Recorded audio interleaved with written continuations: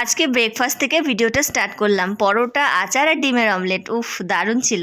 আর এই যে সব সবজি দিয়ে একটা সাদা তরকারি, যেটা কিনা অর্পণবী ভীষণ পছন্দ করে। আলু ফুলকপি ভাজা করেছি, ধনেপাতার পকোড়া, এটা দুপুরের জন্য। তো যাই হোক, অর্পণের তো পরীক্ষা নেই, স্কুল নেই, ওর চাপও নেই। তো বসে বসে ল্যাপটপ দেখছিল। স্নান হয়ে গেছে, বাড়িতে থাকলে পুজোটা ওই করে, তাই আমি ভাবলাম ওকে ছাদ থেকে ফুল এনে দিই। আর একটা ফুল না ভেঙে ফেলেছে, জানো তো পাখি। তো তোমাদের দেখাচ্ছে। আর এই যে চারা গাছগুলো হচ্ছে, দেখো বীজগুলো যে বপন করেছিলাম, সানফ্লাওয়ার 3টা লাগিয়েছি, 2টো হয়েছে। আর অন্যান্য চারা গাছও বেরিয়েছে, তোমাদের দেখালাম। ছোট্ট ছোট্ট, এখন বড় হলে দেখাবো। আর এই ফুলটা জানো তো, এই ফুলগুলো অনেক বড় বড় হয়, কিন্তু একটা দেখছি ভেঙে ফেলেছে, নষ্ট হয়ে যাবে। তাই ভাবলাম অর্পণকে দিয়ে আসি, পুজো করবে। আমিও স্নান করে, কাচাকুচি ছিল করে, আমিও চলে এলাম ছাদে। টবের মাটিগুলোকে একটু উর্বর করে দিলাম, গোড়ায় গোড়ায় অ্যালোভেরা দিলাম।